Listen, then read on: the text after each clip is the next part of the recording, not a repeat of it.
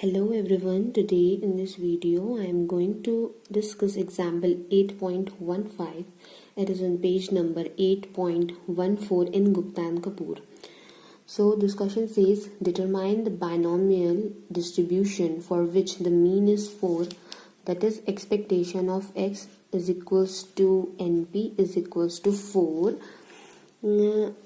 and variance is 3, that is variance of x is equals to npq is equals to 3 and find its mode.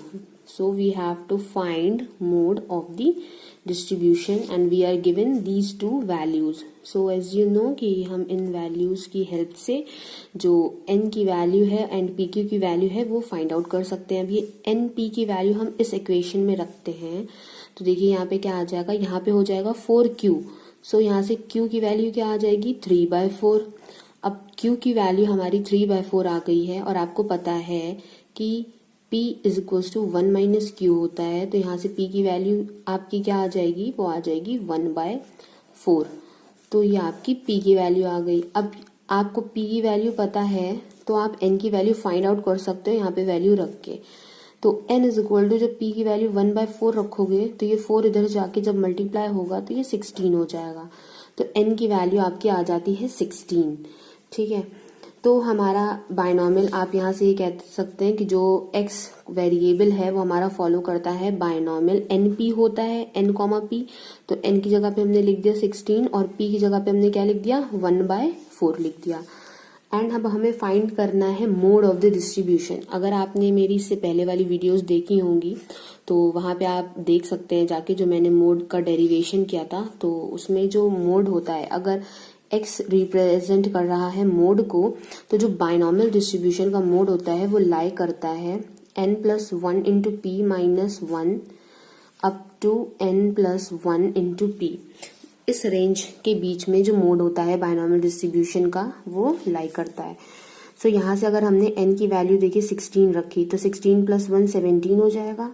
And p क्या है, p की value 1/4.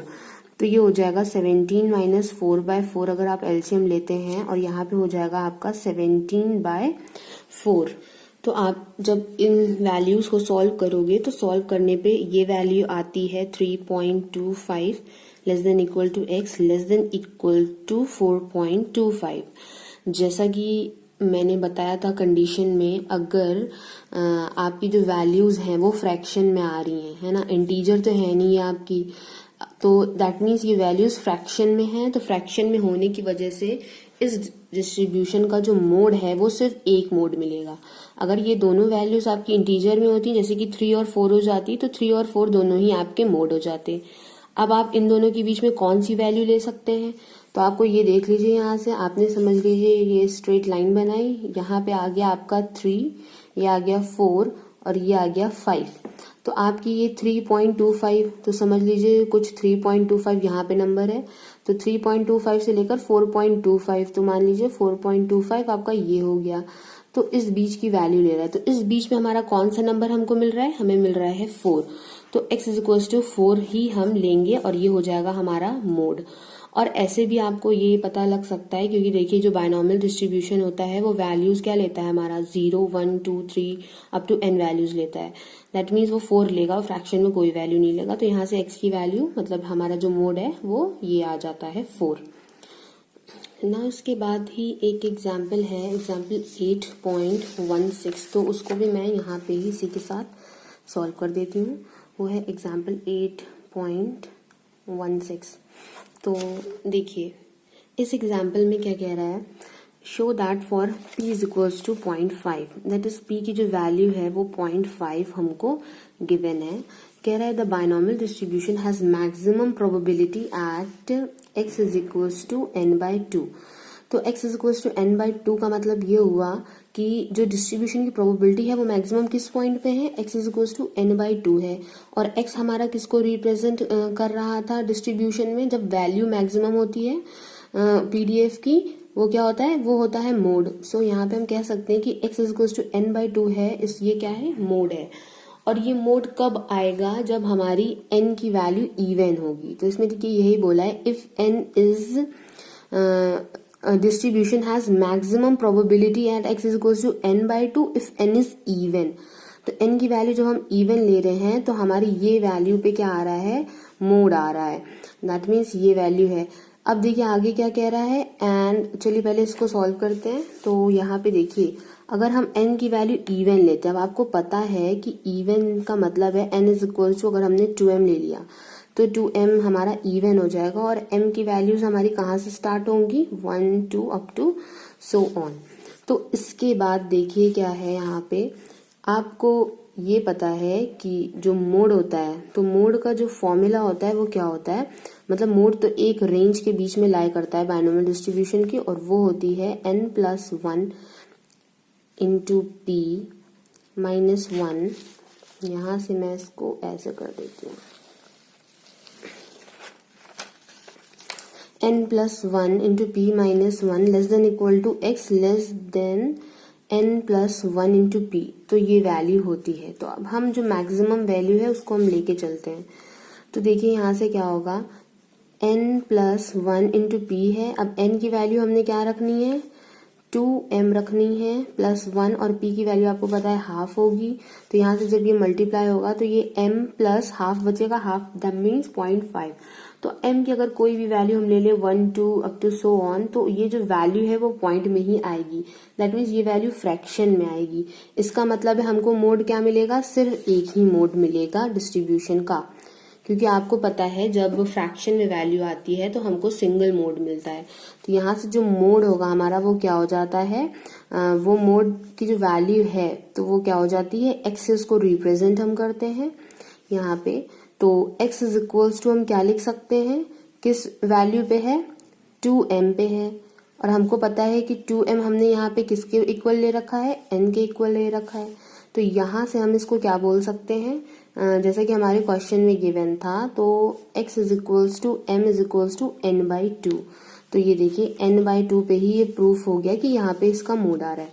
अब आगे देखिए क्या बोल रहा है कि if small n is even at x is equals to n minus 1/2 as well as x is equals to 1/2 if n is odd.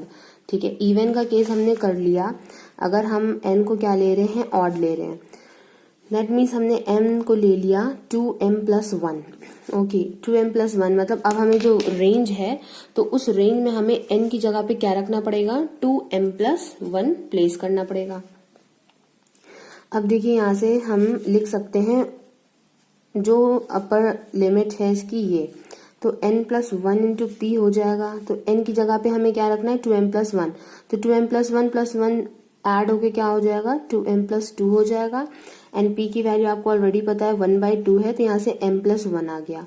तो अब आपको यहाँ से ये दिख रहा है कि अगर हम इस वैल्यू को लेके चलते हैं तो यहाँ से जो वैल्यू आएगी m की कोई भी वैल्यू के लिए, अगर हम इस पे देखें तो ये हमारा क्या आएगा, इंटीजर आएगा. अब आपको पता है जब इंटीजर आता है तो इंटीजर आने की वजह से क्या होता है, हमें क्या मिलते हैं, बाई मॉडल होता है हमारा डिस्ट्रीब्यूशन, मतलब हमको दो मोड मिलेंगे. ठीक है, अब आप ये समझ गए. अब यहाँ से अगर हम m की वैल्यू निकालें तो m की वैल्यू क्या आएगी, n-1 होल बाई 2. अब इस जगह पे हम इसकी वैल्यू रख दें, n-1 होल बाई 2 एंड +1. अब इसको जब हम सॉल्व करेंगे इसकी वैल्यू आ जाएगी n+1/2.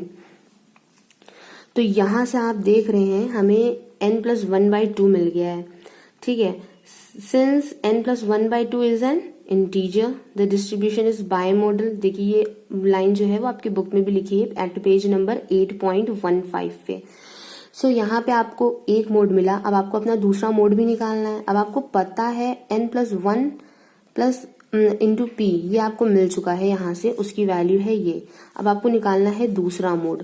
तो दूसरा मोड निकालने के लिए आप क्या करेंगे, n+1 इंटू पी है उसमें से -1 कर देंगे, दैट इज ये जो वैल्यू है तो इस वैल्यू को आपने रखने के बाद -1 किया. तो आप जब इसको सॉल्व करेंगे तो ये आपका क्या आ जाएगा, n/2 माइनस हाफ आ जाएगा, दैट इज n-1/2. तो एक आपका मोड ये हो गया, एक आपका मोड ये हो गया. अब देख लीजिए क्वेश्चन में जो प्रूविंग बोली थी, जब ऑड होता है तो ये दो मोड आपको मिलते हैं, एंड जब n की वैल्यू इवन होती है तो आपको ये मोड मिलता है. सो ये हो गया है proof.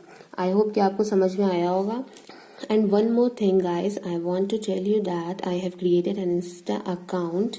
There I will post some important formulas and tricks that will help you in clearing your exam. So thank you for watching my video. Have a nice day.